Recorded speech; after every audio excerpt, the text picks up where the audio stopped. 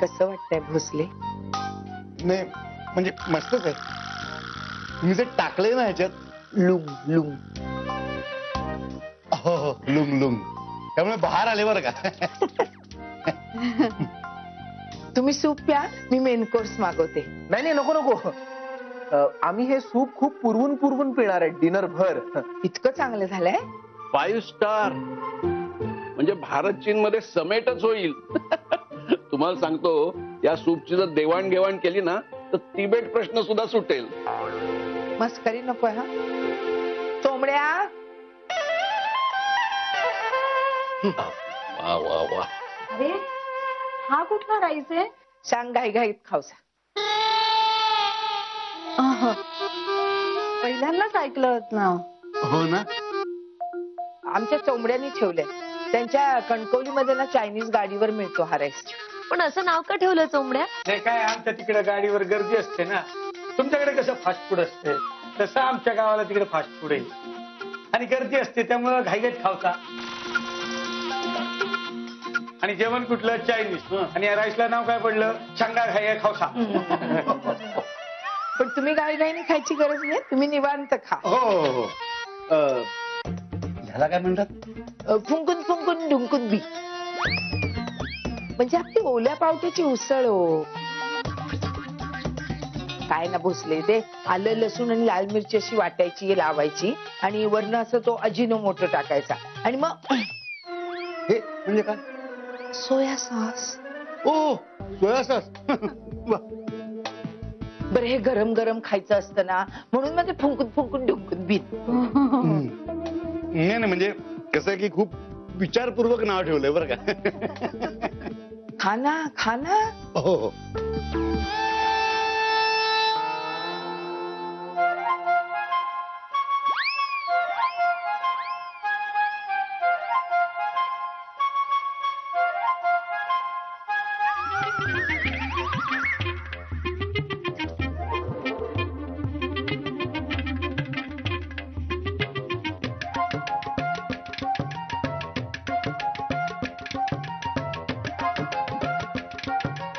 काय झालंय?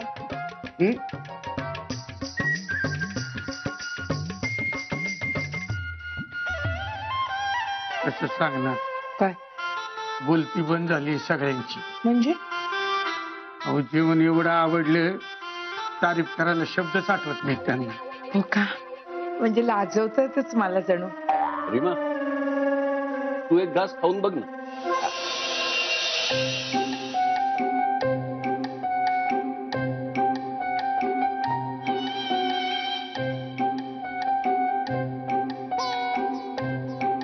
आई ते सूप पण टेस्ट कर ना.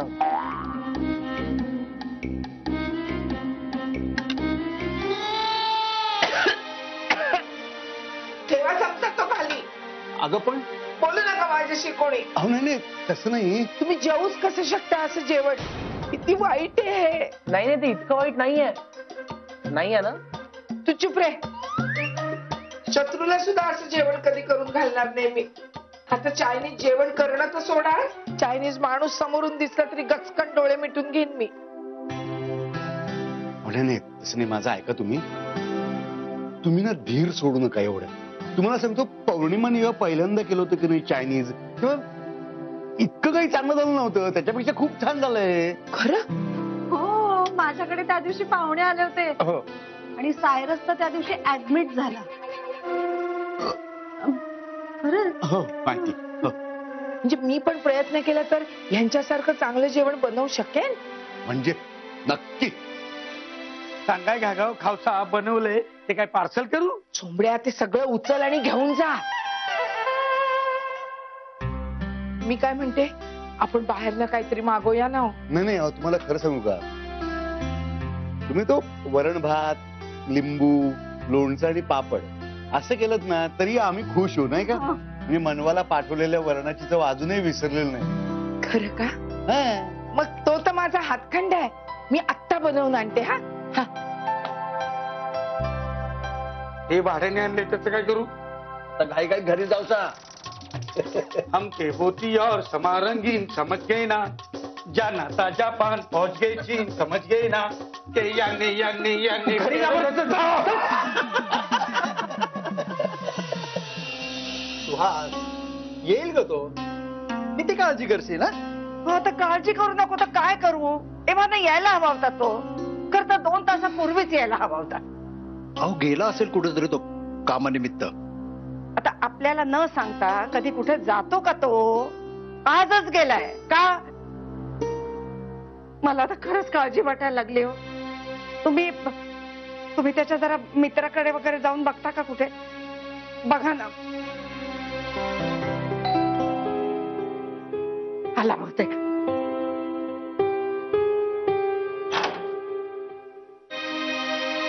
आलास का बाबा?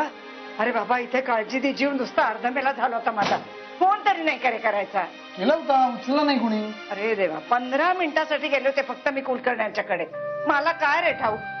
अरे पण गेला होतास कुठे? अगं काही नाही, वैभवचा फोन आला होता. त्याच्या लग्नाचं शॉपिंग करायचं ना, म्हणाला येतोस का? माझ्या ऑफिसच्या शेजारीच आहे मॉल. म्हटलं चला जाऊया. अरे आणि काय रे, हे काय आणलंयस? अगं एक जीन्स, 2-3 टी शर्ट आणि शर्ट्स आवडले, सो घेऊन टाकले.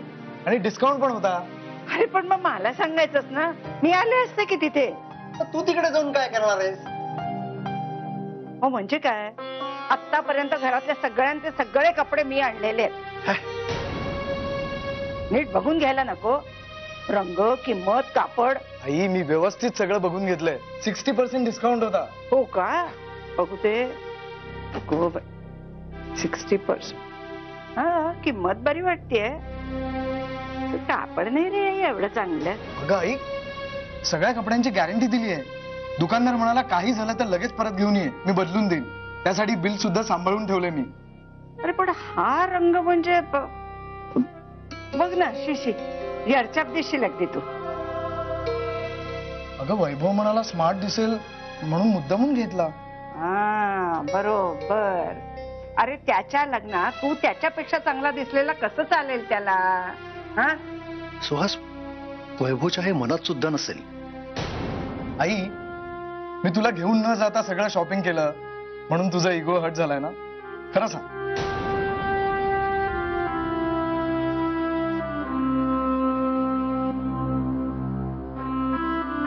सॉरी. हा सॉरी, माझ्या लक्षातच आलं नाही रे. मुलगा आता मोठा झाला, त्याला शहाणपण आलं. आणि तसं म्हटलं तर हे आयुष्य तुझंच आहे की रे. ते कसं जगायचं ते तूच ठरवणार ना. मी कोण? मी काय केलं रे? मी फक्त जन्म दिला तुला, काडी काडी करून संसार वाढवला. ते काय, ते मी कर्तव्य केलं फक्त. आज कळलं मला, आज कळलं या घरात माझी काय किंमत आहे ते. अगं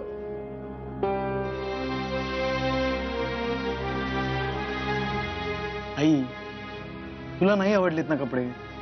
ठीक आहे, आपण उद्याच्या उद्या जाऊन सगळे कपडे बदलून येऊ. अगं खरं तर तू म्हटल्यानंतर मलाही सगळे कपडे गॉडीच वाटायला लागले. हो ना. हो. मग फार दमला नसेल तर आत्ताच जाऊया. ठीक आहे, चल. चल.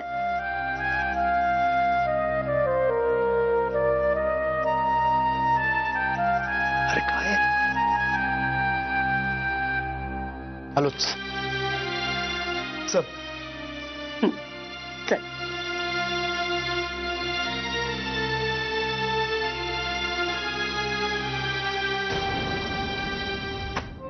किती सुंदर आहे ही साडी.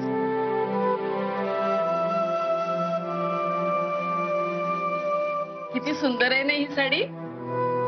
पण पण काय ग, आई ती दुसरी पण खूप छान होती ना, शिफॉनची मोरपंखी रंगाची. तुला खरंच आवडली ती. पण मला फिल्मी वाटली हा ती साडी. आणि किंमत केवढी होती अगं. बेगाने शादी में अब्दुल्ला दिवाना. अगं लग्न कुणाचं आणि खर्च कुणाला. पण आई दुसऱ्या कुठल्या तरी समारंभात नेसता आली असती ना ती. अंगावर खरंच छान दिसली असती. नको, ही साडी नेसली असतीस ना तर अंगाला चिकटली असती. आणि मग सगळेजण टकटक बघत राहिले असते तुझ्याकडे.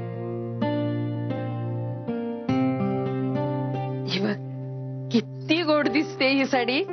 आणि नेसल्यावर तू तर आणखीन गोड दिसशील. आई मग निदान हिलच्या चपला तरी घेऊन येऊ का उद्या. बघ बाई, पण खरं सांगू तुला, मला ना ही असली फॅशन आवडत नाही अगं. त्या तसल्या चपला घालून ना पोरी असा मोर चालल्यासारख्या चालतात. किती बिभत्स दिसतं ग ते. त्या लिमियनच्या सुनेमुळे सोसायटीतल्या पोरींची सवय नकोय बदलायला.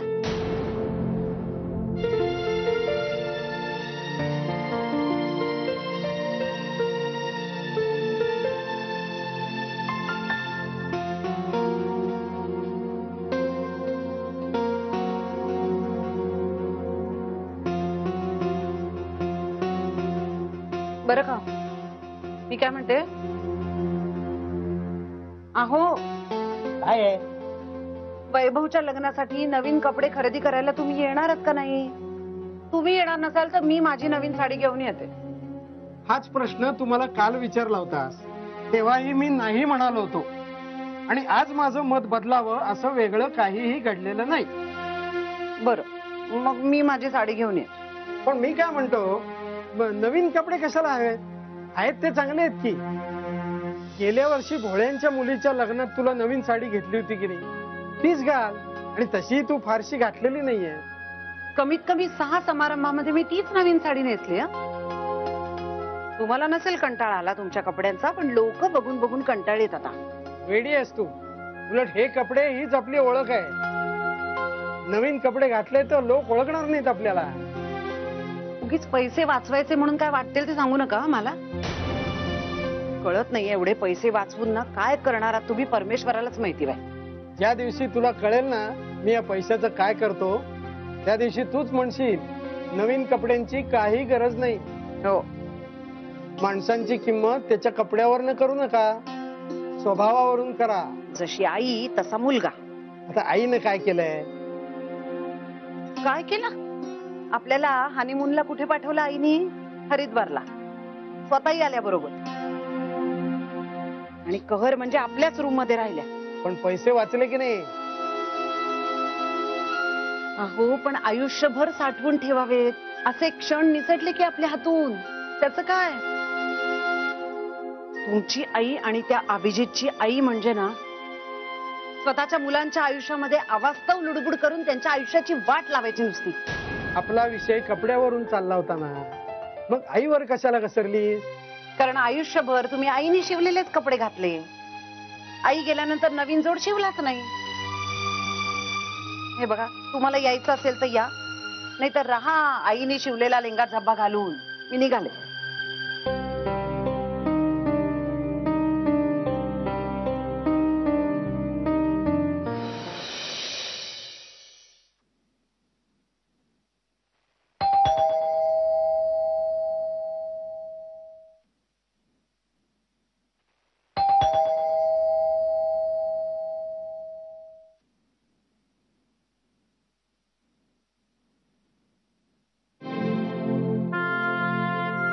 काय का स्नेहा, आई कुठे आहे? देवळात गेले.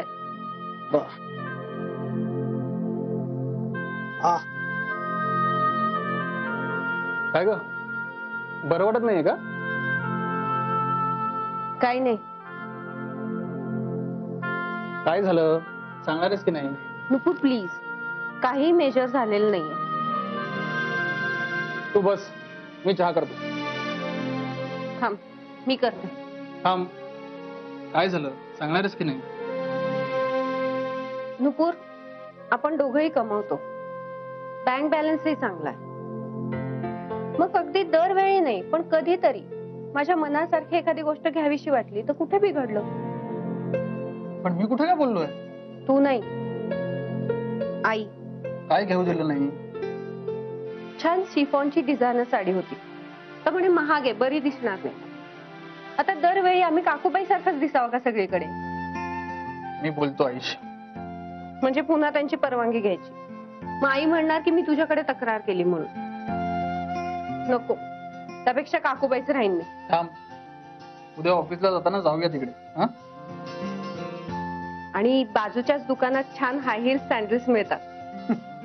अजून काय आधीच बाई साहेब?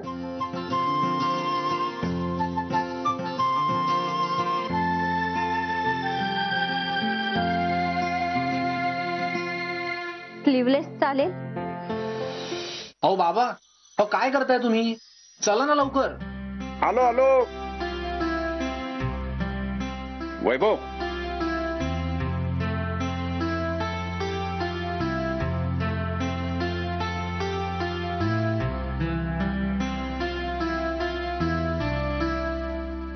काय रे, काय बघतोस? जगातले सगळ्यात चांगले बाबा. विश्वासच बसत नाही मला. कशावरून? माझ्या मुलाचं आज लग्न आहे. खरं सांगू, माझ्यासाठी पण हे सगळं स्वप्न होतं. म्हणजे मला आनंद होतोय, पण मनात कुठेतरी भीती आणि हुरहुर सुद्धा. का रे? बाबा, आजपर्यंत ना मी खूप सिक्युअर्ड आयुष्य जगत आलोय. म्हणजे तुम्ही आणि आई नेहमी पाठीशी खंबीरपणे उभे होतात. मला कधी कशाची काळजी करायची गरजच वाटली नाही. आणि आज अचानक असं लक्षात आलं की आता आयुष्यातले काही निर्णय माझे मलाच घ्यायचे आहेत. बस वैभव, तुला सांगू, तुला जी भीती वाटते ना तशीच मलाही वाटायची. तुझ्या पाठीमागे आम्ही दोघंही आहोत रे. माझे वडील खूप लहानपणी गेले.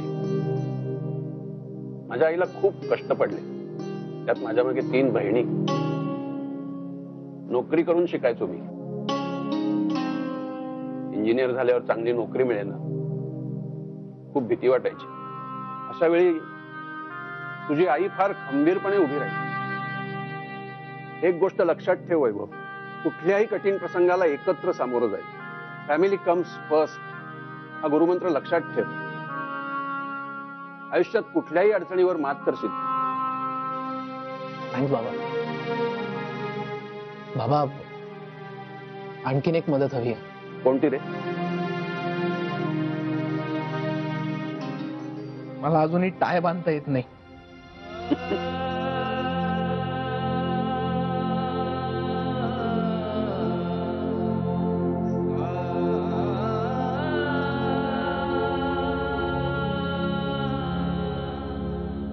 काय हो, काय झालं? काही नाही रे, तुझं लहानपण आठवलं. किती वेळा सांगायचो तुला की टाय कसा बांधायचा, हा मला शिकवतो तुला. त्यावेळेस तुझं उत्तर मला खूप आवडायचं. जर टाय बांधायला शिकलो, रोज सकाळची तुमची 5 मिनिटाची फक्त माझी असायची, माझी राहणार नाही.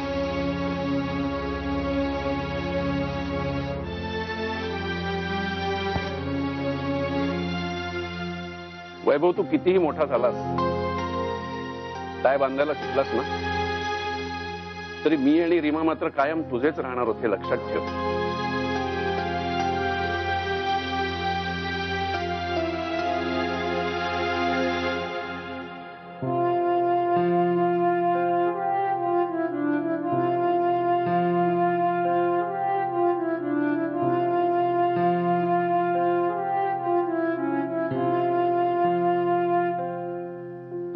काय